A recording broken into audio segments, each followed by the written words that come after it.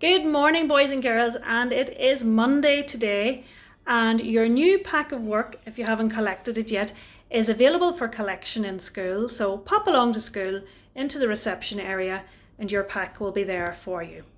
Okay, so let's look at our work for today. Let's look at our date first, and today is Monday, the 15th of March, 2021.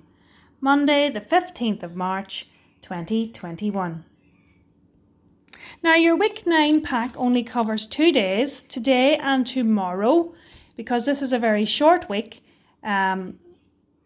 We were due to be off on Wednesday, Thursday and Friday for St. Patrick's Day. So we're not going to have spellings this week, but instead of that we're going to do this little initial sounds booklet. So we'll begin with this. And we're going to do a page of this every day that we're working from our packs. So this week we'll only have to do 2 pages of this. The following week's a full week, so we'll do a page every day that week. And then the week after that we have, I think, 3 more pages left to do. So let's look at today's page. My initial sounds booklet. Now, an initial sound is the first sound at the beginning of a word. So pen, for example, would begin with a P sound, made using the letter P. So the initial sound for pen is P or P. Here we have the sounds for today. Some of them you know and some of them you might not just be totally sure of. So let's look at them. We've got the letter A, which makes the A sound. A. Y makes a Y, Y, Y. B makes a B, B, B. I makes an sound, I. And for Q we get a Qu sound.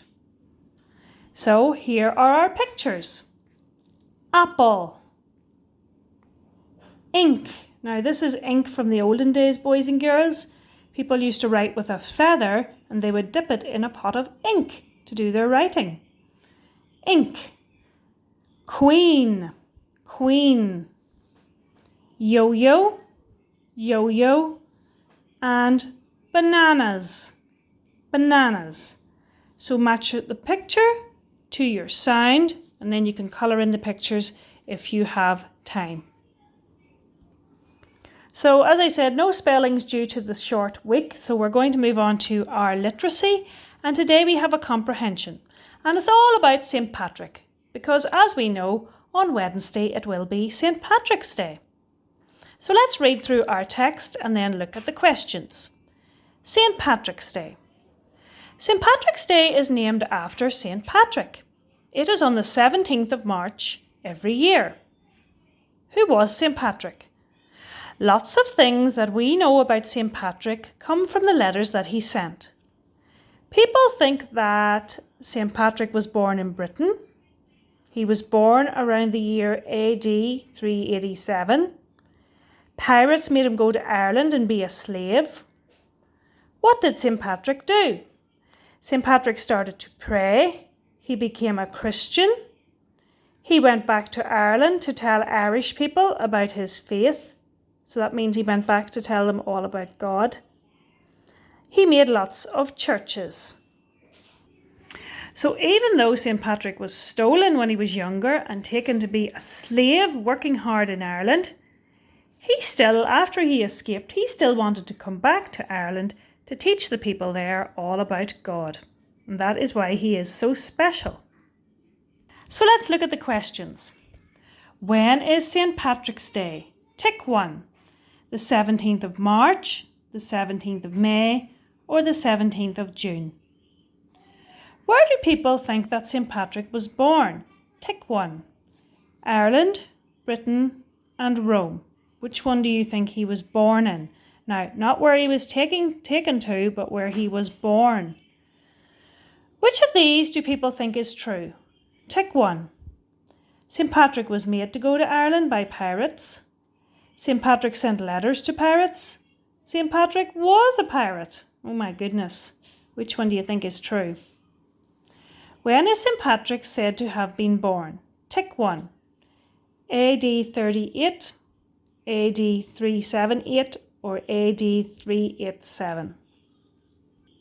And don't worry too much about the AD, that's a wee bit hard for you to understand. So just look for the number of the year when he was born. What did St. Patrick become? Tick 1. So which religion did he become? A Hindu, a Muslim, or a Christian? Tick 1. Today for our maths, we are going to play a time matching game where we link times to the clocks that show the same time. So there's a lot of pages in this and you have to cut them up into 4 so that you have your cards. And then as you work through, you'll see lots of different times describing what Bear did. And then as you go on through, you will see lots of clocks. So you're going to cut those out as well into cards. And you're going to match the clock times to the times mentioned for Bear. So for example, here's the first one. Well, this one just explains, I think, what to do. I have got a very busy day. Carefully look at the clocks. Can you find the clocks that match each activity I am doing? Okay, let's look at this card then. I wake up at 8 o'clock. So where would that card match up with? Let's try and find the clock that shows 8 o'clock. Not that one. No. Let's look at more clocks. Now you will have all these cut out for matching.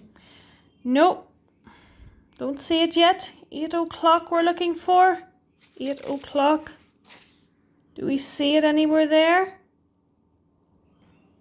Aha, there it is. So you would match this card to this one. I wake up at 8 o'clock.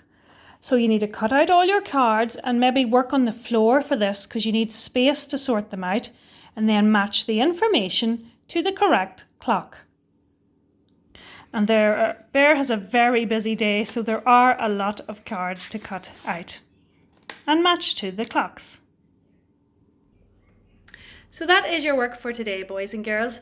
If you get a chance to go on to Sumdog as well today, the Sumdog Challenge is still continuing. It started on Friday and it continues on until the 18th of March, which is Thursday. So pop on to Sumdog if you get a chance, and you too might be a Sumdog champion. Continue on with your reading as well, boys and girls. If there are any titles that you haven't read from previous weeks, you can continue to read those. And also this week you can just do some free reading, which means you can read books that you have at home, or you can go on to Oxford Owl and choose any books that you are interested in. And they don't have to be accelerated reader books this week because we have such a short week. So you could just choose a book that you think you would like and read for enjoyment, okay? And I'll talk to you tomorrow. Bye bye.